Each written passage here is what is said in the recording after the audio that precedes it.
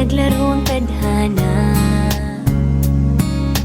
Nang ika'y makita, mata natin ay nagtugma. Puso kong may kulang, napuno na lang bigla.